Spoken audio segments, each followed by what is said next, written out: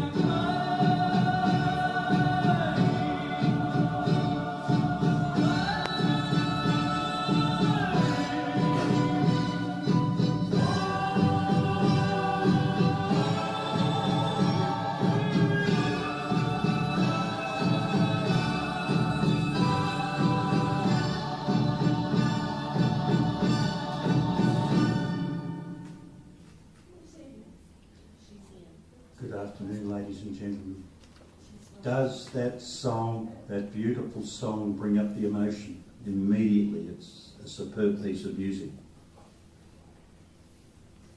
As I said, good afternoon to you all. Welcome, and thank you for being here. We gather today to mourn the passing of Enzo Brignoni, better known to us all as Vince. We gather to say our final farewells, and we gather to pay a loving tribute to Vince's life of 85 years.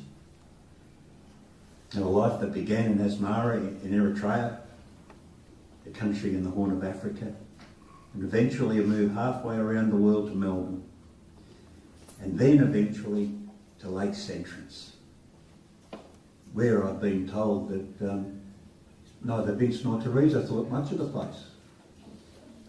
It catches up with you, Teresa, it catches up with you, doesn't it? And it's here today that we say, Vince, Pop, friend, you are much loved. And we give thanks for the blessing of having had you in our lives for these years. Teresa, 4 children and 10 grandchildren and 21 great-grandies. Not a bad effort, Teresa, not a bad effort. You've lost someone You've lost someone majorly important in your lives.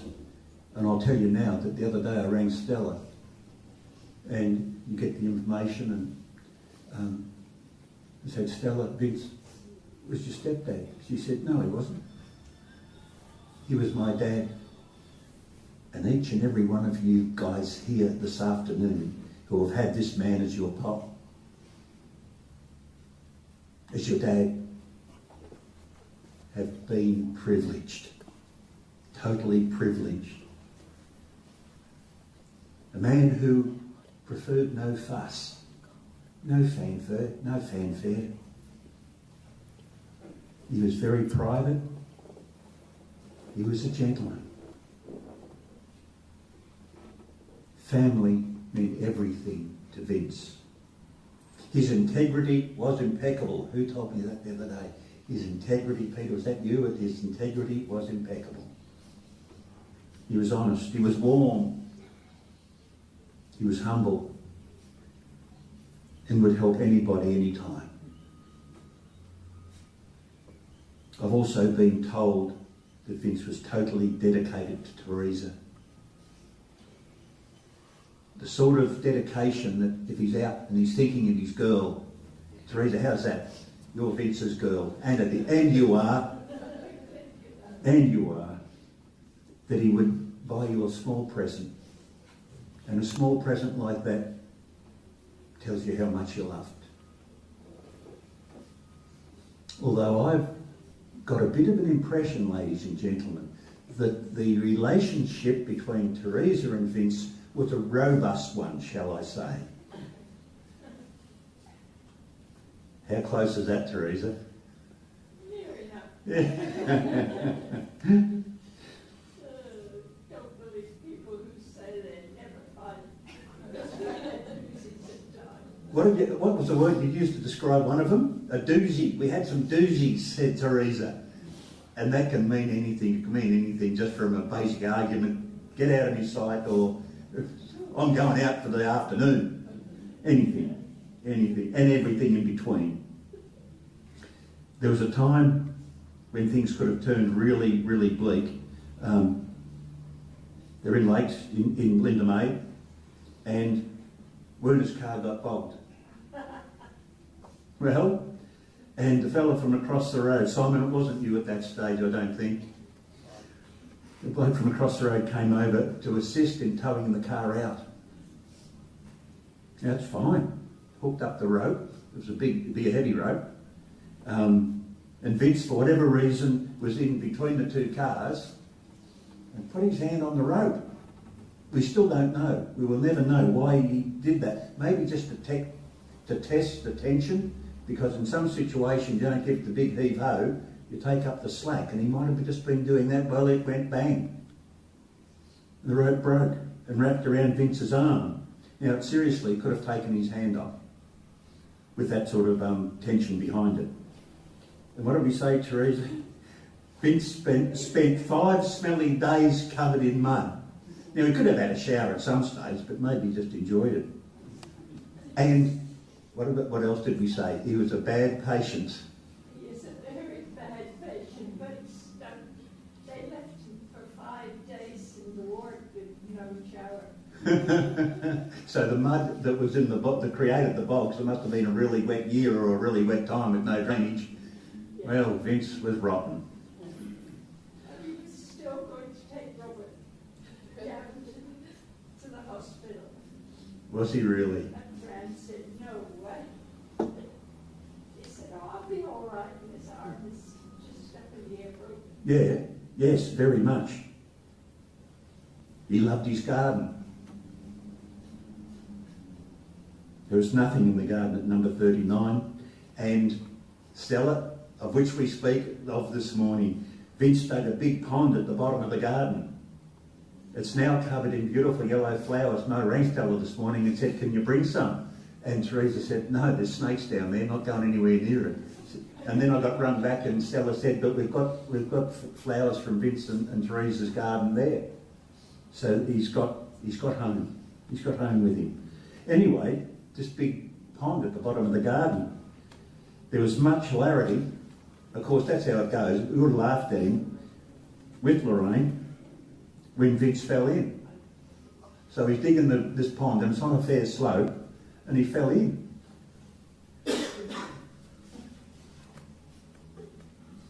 Oh, the can I borrow your car story.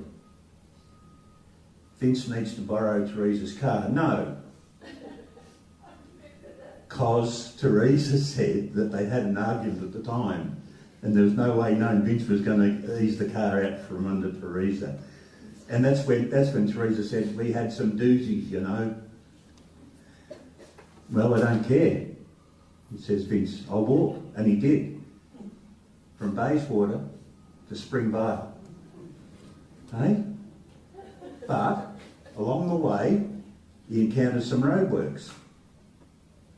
It was dark, it was winter, so it was about 6 o'clock, so they hadn't quite set up the signs and he fell in a big hole again.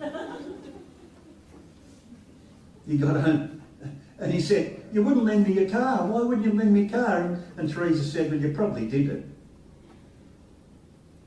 The gas stove in Montana, Evan.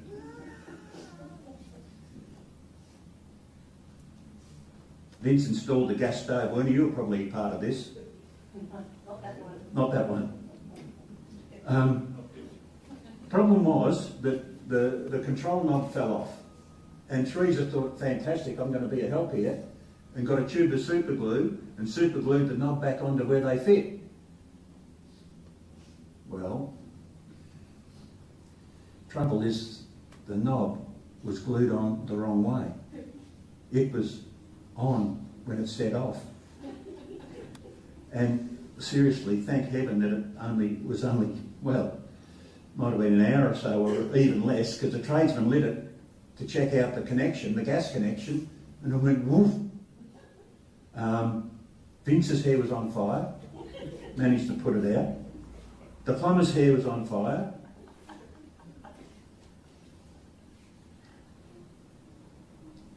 Vince had to go to work that afternoon, and one of his workmates said, what are all these black dots in your hair? I burnt my hair, he said.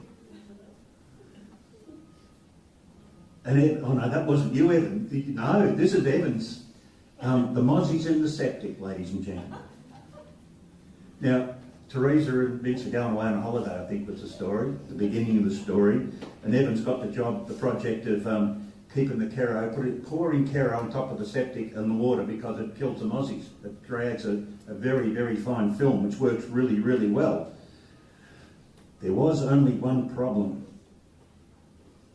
Evan used petrol instead of Kero, and woof, up it went. The septic and the drains. Did the septic tank blow up, Evan? Yeah. The septic blew up, so you can imagine the mess.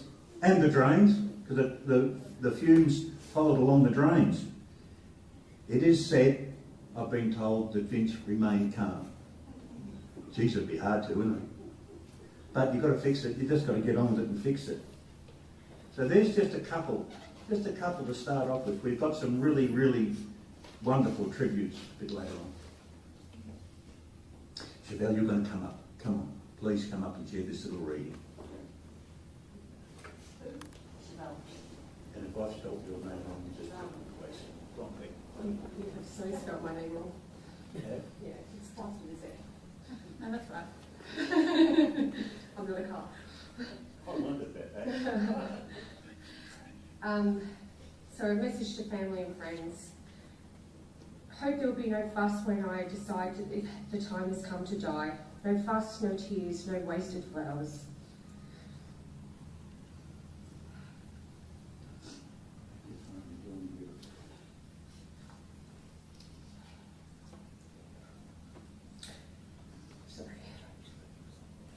Just memories of happy hours.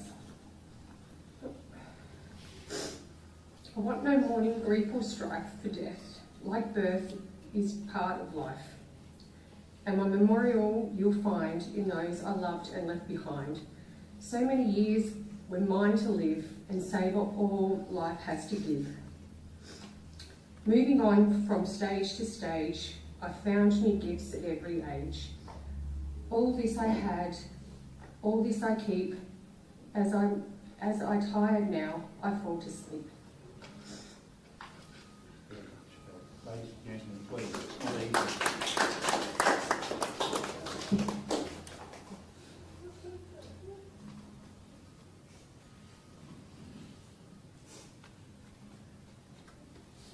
What's the correct spelling, Chevelle? Tell me later. Tell me later. What we look for when we're preparing a tribute to somebody is something that speaks to us of the person that we're paying tribute to. And I think that so many years of mine to live and savour all life had to give. And moving on from stage to stage, because Teresa, you did, didn't you? You and Vince together moved on from stage to stage, and you found new gifts, one of which is you, one of which is very much you. Now we put together a story, a brief précis of Vince's 85 years, and let's see how we go. As I said, Vince was born in Asmara, in Eritrea, on the 24th of October 1940. He was actually born in a cave. He was, because it was during the war, and that was the safest place because of the bombing. Mum Maria and Dad Piero, or Sir, we had a discussion about Sir Piero. Yep. And around 1950, Maria and Piero made the decision to emigrate to Australia in search of a better life. And they were living in Richmond. And there was a bath. Well, when you're starting off, you take what you can get. There was a bath in the kitchen, and Vince made the comment, Australia's very much behind the rest of the world. He had a smattering of English and went to school up on the hill at St Ignatius. Left school at 14. Would have been a difficult time for Vince too, as a young fella growing up in Australia. Learning the language properly, getting to know the weirdness of our culture, the wonder and the weirdness, and being accepted. It would not have been an easy time. He left school at 14 and worked for Electrolux. For young folk, you got no idea, because it's all made overseas now, but back in the day, Electrolux were a very, very highly regarded vacuum cleaning system. And to begin work, he worked for Electrolux, but it was only for a short time. And then, with Werner's encouragement, we think Vince fudged a couple of years on his age to get a job at Victoria Railways as a clerk. He worked at Melbourne Goods and on Princess Bridge and later the Hurstbridge lines, and finished 44 and a half years of service. 44 and a half years of service at Glen Waverley. But to keep the bills paid, this was not a man to sit around. To keep the bills paid, he had, well, I missed it. I missed it. There we go. Vince worked for a taxi company and at Arcadia Auctions, a car auction place. And one of his biggest philosophies was, we need to have a home. It is the reason for work, to have a home that you can call your own. It has been suggested that Vince was a dedicated VicRail employee with services above and beyond to transport any ladies that may have missed the last train home. Vince married Dulcie, and Enos and Michelle came along, but sadly the marriage ended. And then there was marriage to Pat, and that lasted 6 years. Then Vince got the third one right when he met Teresa. They've been together for 54 years and married just over 50 years. It's an amazing, amazing time and amazing effort, Teresa.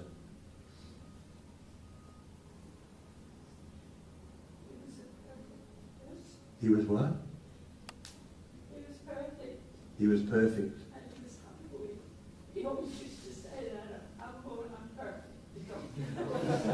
You know that, ladies and gentlemen, you know that song? It's hard to be perfect, or it's hard to be something. Teresa, yeah, that's right. Teresa said also the other day that she said, I'm going to have to find another toy boy now. And I'm saying, Teresa, with what I know of your man, that nobody else in the world would fill Vince's shoes. He would not fill his shoes.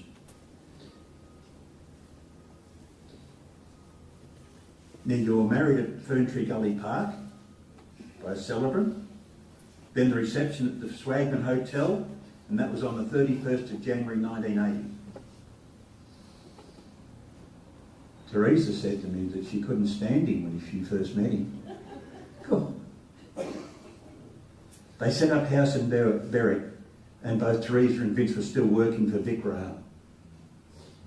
They worked together for 4 years. Teresa said, Vince was my boss. Wash the floors. Okay. Inspection, not so good. Teresa said, do it yourself, and walked out. Best answer. They lived in Berwick for 5 years and brought her home in Springvale, just down near Sandown Raceway. Vince had already owned the place in Springvale. They moved to Lakes in 2002. And as I said, I'm going to say it again, they thought they were going to go to Maringula, ended up in Lakes, and they both hated Lakes. But as I said, Lakes sneaks up on you, and it becomes a place to be. They did lots of travelling with Werner and Bev.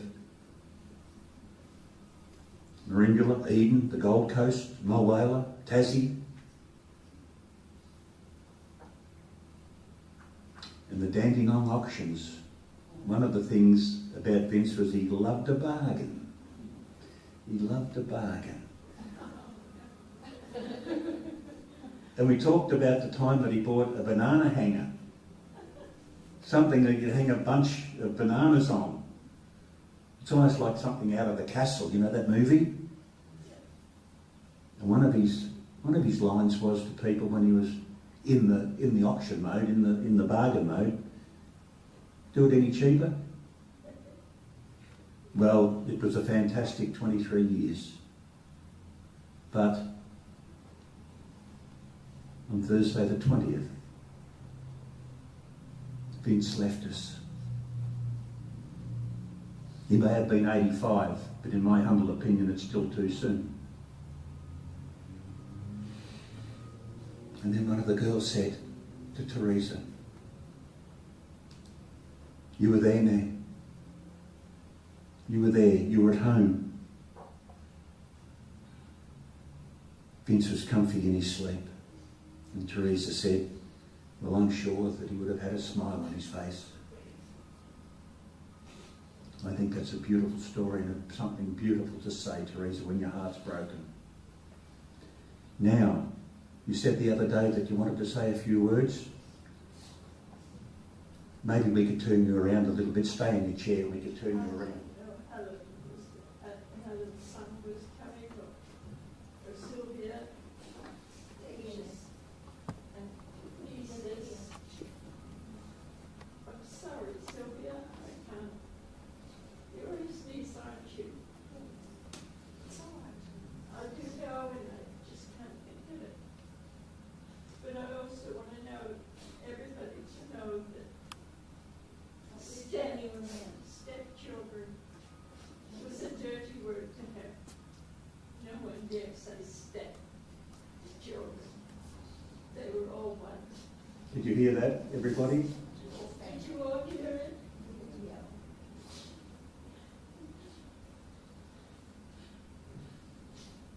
And I loved every one of you. Always. I'm so and there was Chris and Emma, which was his favourite niece, was Emma. Oh. Sorry.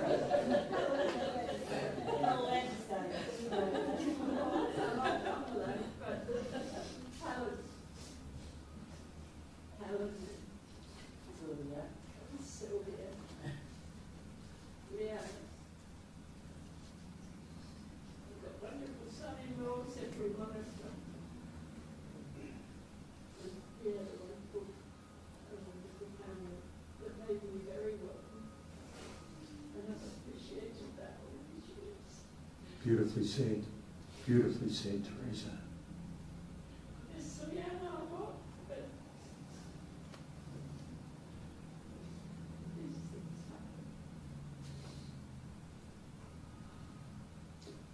Can I say that the warmth and the love that were at home, number 39 the other day when I was there was lots and lots of tears. That the love and the respect that I felt in that room, in that home, was immense. You and Vince have put together a family. A family. Got these two daughters very, very much.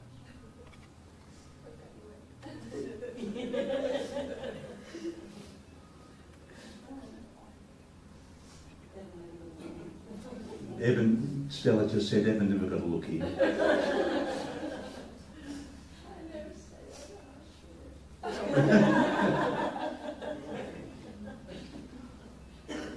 All right, I think Teresa, we might have a look at the photos. I wish you could see this. I really do. You'll explain them, Stella? Okay, we've got two beautiful songs. One is Daryl Braithwaite singing You're My World, and a little bit of Elvis for the second one, You're Always on My Mind. Thank you, Kelly.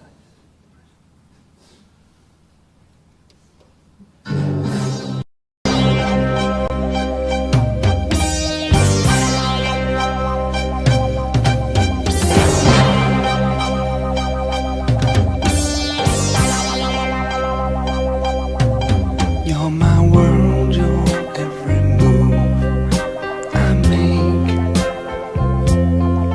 You're my world, you're every breath I take. Other eyes see the stars up in the sky, but for me they shine within your eyes, as the trees reach for the sun above. So my arms reach out to you for love.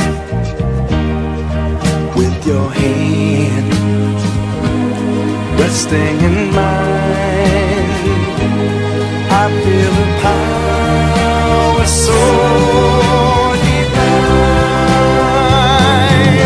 You're my world, you are my night, my day. You're my world, you're every breath I take. If our love ceases to be, then it's the end of my world for me.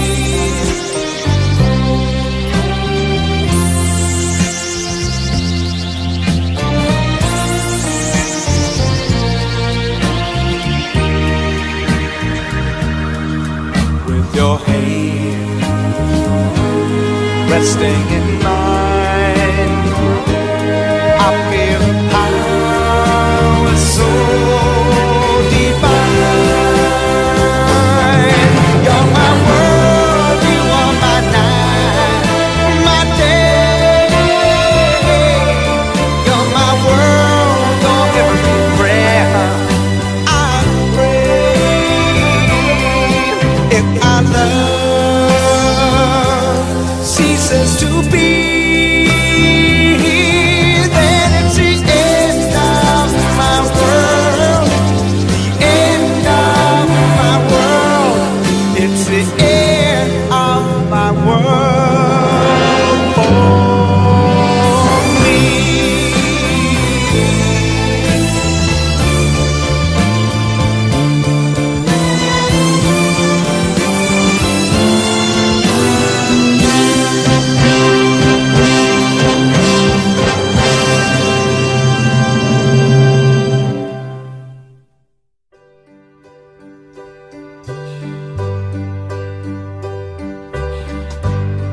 Maybe I didn't treat you quite as good as I should have. Maybe I didn't love you quite as often as I could have. Little things I should have said and done, I just never took the time. You were always on my mind. Always on my mind. You were always on my mind. Maybe I didn't hold you all those lonely, lonely times. And I guess I never told you I'm so happy that you're mine. If I made you feel second best, girl, I'm so sorry I was blind. You were always on my mind. You were always on my mind.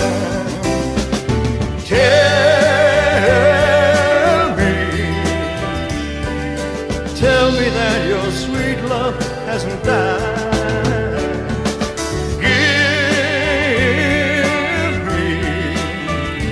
Give me one more chance to keep you satisfied.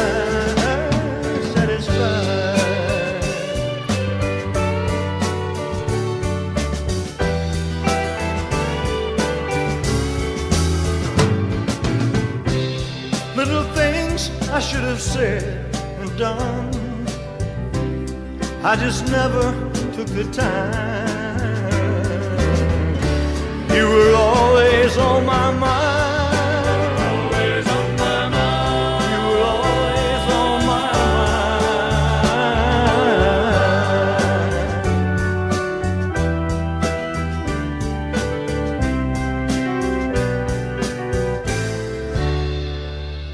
You were always on my mind.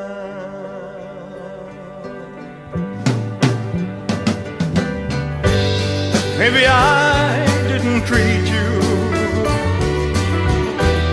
quite as good as I should have. Maybe I didn't love you quite as often as I could have. Maybe I didn't hold you all those lonely, lonely times. And I guess I never told you I'm so happy that you're mine. Maybe I didn't treat you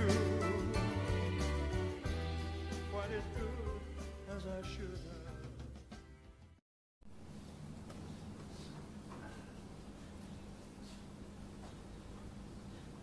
Teresa, there are some amazing memories in that photo presentation. Amazing. Now, I want to share some tributes with you. Before I do, however, when our time here is at an end, please, if you're able to stay and make your way across to the Bairnsdale RSL for lots and lots of memories, please make your way over there. Now, Enos, I do this with honour for you. Hello, everyone. Firstly, I'd like to thank you all for coming to share our love for Vince. I'm here today with a heavy heart, but also wonderful memories of a kind, loving and caring father. My dad loved his family, and there are many of us, as you can see here today, and we saw in one of those photos there. It's beautiful. And I'm sure we drove him all crazy at one time or another, but his love and his support for us all never wavered. He was always there for us when we needed him, without judgment, and would do anything for any one of us. To his loving wife, Teresa, thank you for always being by his side and making him the happiest he had ever been. To all that loved him, thank you for being a part of his life. I'm going to miss his voice, and his fatherly advice. I'm going to miss his funny stories of his senior moments, like the time he was helping Teresa into the car and mistakenly put her into the driver's seat. We all got a kick out of that one. They say that time heals all wounds, but some days I feel like I'm standing alone in the middle of the world we used to share. There's nothing lonelier than living in a world that no longer has you in it. I breathe, I move, I smile, but none of it feels whole without you. You were more than just my dad. You were my protector, my calm, my place to run to when everything else was loud and confusing. And now in this silence, I miss you in ways I can't put into words. I wish I could hear your voice just once more. I'm still here, Dad, trying to be strong, but a part of me left when you did. I'm going to miss everything about you, Dad. I will love you always, and I will never forget you. This is not goodbye. This is until we meet again. Love, Enos. Beautiful. Beautiful. Stella, do you want to say anything? No? Who else have we got? Kerry, where are you, Kerry? Come on. Just down there.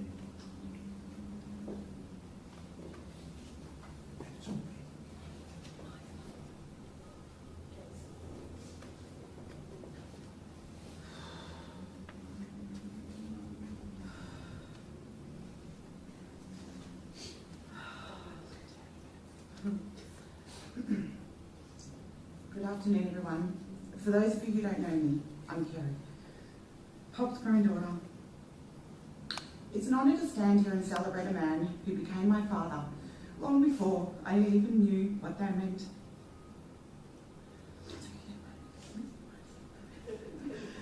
I was just 6 years old when you took on the role of my dad, and I'll never forget it.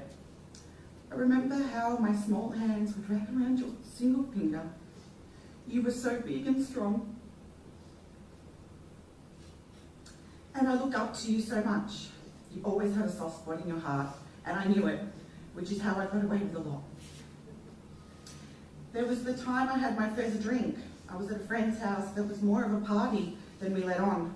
You came to pick me up, and with a stern voice you said, "Get to bed, I won't tell your nan." You covered for me, and I'll never forget that. Pop also loved a good prank. Whenever I would call and he'd pick up the phone, he would pretend that I'd got the answering machine. He got me a few times where I'd tried to leave a message, and I'd just hear his laugh in the background after I hung up. He loved a little joke, and I loved that about him. Throughout my life, you were always on the end of the phone to help me with all the manly tasks and give me advice, and when I had no one else. You always knew what to do and how to help, and I could always count on you.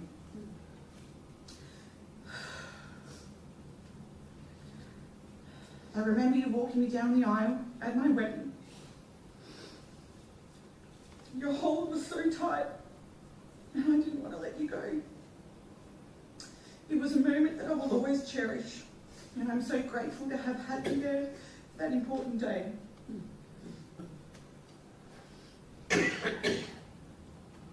I love you was so hard for you to say, as you never grew up with it being said, but over the past few years, you never hung up the phone without saying it. And it meant so much to hear those words from you. And even when I called myself your favourite granddaughter, you would always pretend I was. But I know that you felt that way about all your children and grandchildren. I'm going to miss you, Pop. I'll miss our chats and my terrible attempts at helping you and Nan with your crossword puzzles. You always mentioned and loved that I used to call Nan because she loved to hear my voice. And I know that you did too. The simple, quiet moments were some of the best. Pop's life was a masterclass in quiet, strength, and unconditional love.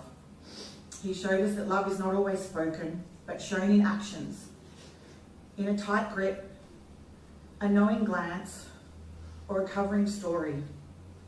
While we grieve his loss, we also celebrate the legacy of a man who loved his family above all else. Rest in peace, Pop, we love you.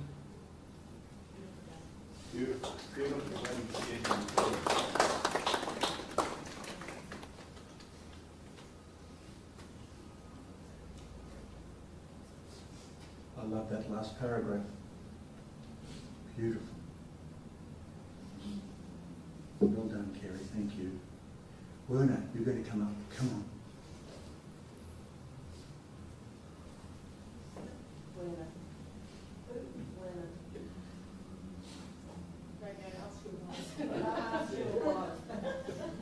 You're right, Werner. It's all yours. I'm going to have to correct you, Peter, because Vince was all in the right way when I joined. Okay. Yeah. I first met Vince about 60 years ago when I started the Victorian Railways at the old Prince Street booking office. We bonded fairly quickly. We had similar backgrounds. I'd arrived in Australia in 1949 and he arrived in 1950. And we had similar views on life. Over the years, my wife Bev, Vince and Teresa had many good times in places like Tassie, which has already been mentioned, Eden, Merimbula, the Gold Coast, Mulwala. One of the things I used to look forward to is our weekly card games, where Vince and I would team up against Teresa and Bev. And the highlight of one of those games was where Teresa spat the dummy and threw the cards. I think they were meant for me. Yeah. I felt a bit of schadenfreude at that time, so a bit guilty about that. Yeah, we played Skippo and Canasta.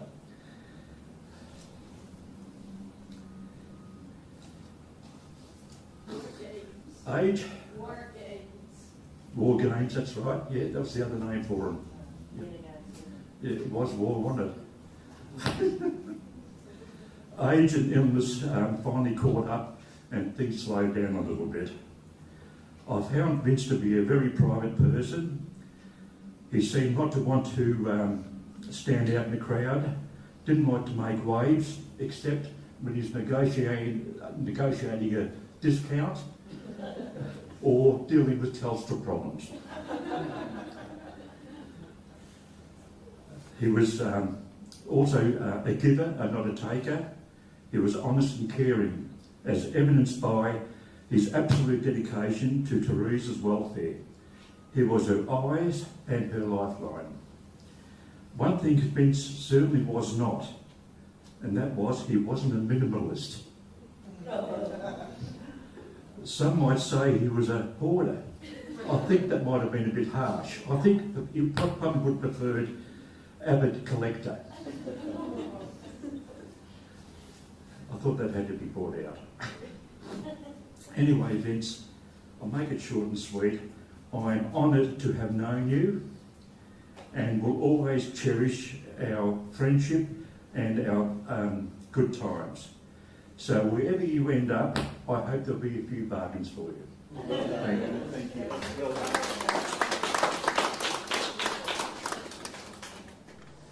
Beautiful memories. And now, ladies and gentlemen, I'd like to share with you, with honour, Vicky's tribute. Vicky's in New Zealand. Vicky, this is for you. My name's Vicky and I'm Vince's granddaughter. Pop, I still can't believe I've heard your voice and received your text messages for the last time. I'm still amazed how good you were with technology. You were always up with the latest gadgets, newest cars, and had to have the biggest televisions, even though you made out it was for Nan. I will be forever grateful for the many years you and Nan put your own life on hold to raise me, Kerry and Stephen at a time where we needed you the most. A time in your life where you should have been empty nesters and looking forward to retirement instead of taking on 3 children under 10.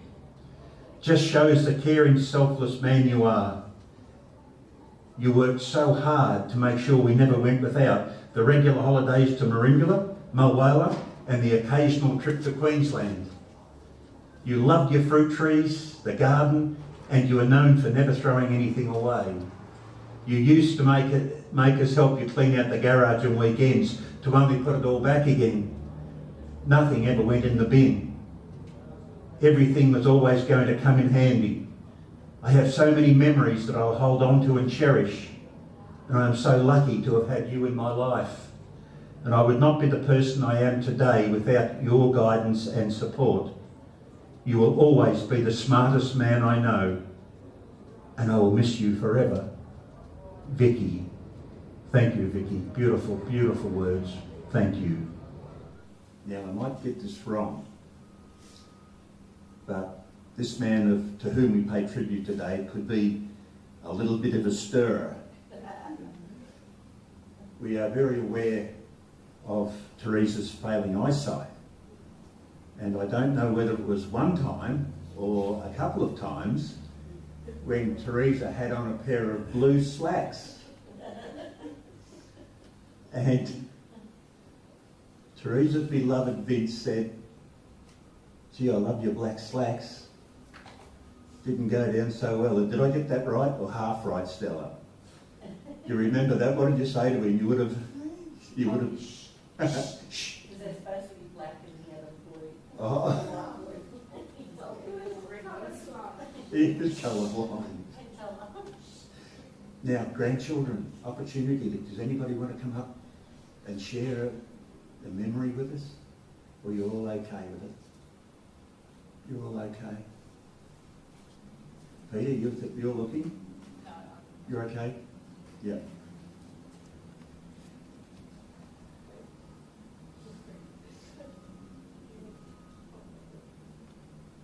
No? Okay. Our second reading, and this brought tears as well. It's called As We Look Back. As we look back over time, we find ourselves wondering, did we remember to thank you enough for all that you did for us? For all the times you were by our sides to help and support us, to celebrate our successes and to understand our problems, and accept our defeats, or for teaching us by your example the value of hard work, good judgment, courage and integrity. We wonder if we ever thanked you for the sacrifices you made to let us have the very best. And for all the simple things like laughter, smiles and the time we shared. If we've forgotten to show our gratitude for all the things you did, Vince, well, we're thanking you now. And we're hoping that you knew all along just how much you meant to us. I think that's beautiful. Now, ladies and gentlemen, the opportunity to come forward to Vince after the family have had their opportunity. If you feel that you'd like to, come forward and say your own quiet goodbye. And we're going to listen to a beautiful Bette Midler song. It's called You're My Hero. Thanks, Ken.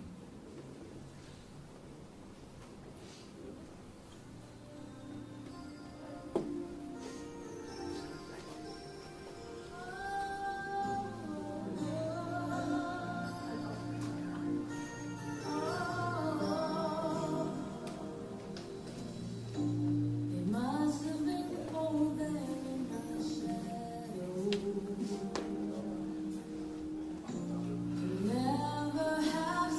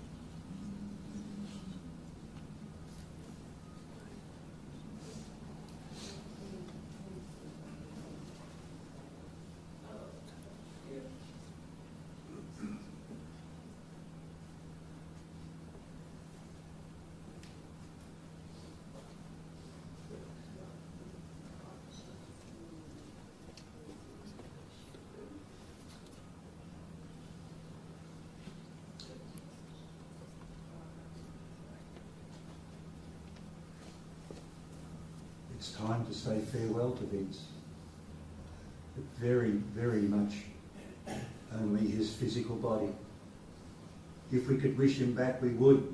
The yearnings of our heart, our soul, our broken hearts would wish him back. To smile at us. As Zena said, just one more day. To hear your voice. All of those things.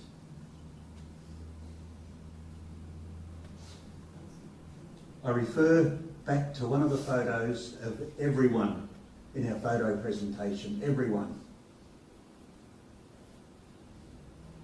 It shows the unconditional love, and I'm using Terry's words here, quiet strength and unconditional love, both Teresa and Vince have shown to the group of people that they call family and would do anything for. These are the things that we take away with us. Vince's memory can't be taken from us. We know this man. We know what gifts he's left us. We move on without him physically in our lives, but everything that he was still is. If it must be this way, we wish him peace. And I know that he will be waiting. He will be waiting for his beloved Teresa. And you'll be greeted with a smile, Teresa. So thank you for being here this afternoon, ladies and gentlemen. Thank you for honouring Vince's life, but also honouring Teresa's life and each of you gathered here today. I thank you. If you'd like to, please join with me in the words of the Lord's Prayer. Our Father, who art in heaven, hallowed be thy name. Thy kingdom come, thy will be done on earth as it is in heaven. Give us this day our daily bread, and forgive us our trespasses as we forgive those who trespass against us. And lead us not into temptation, but deliver us from evil. For thine is the kingdom, the power, and the glory, forever and ever. Amen.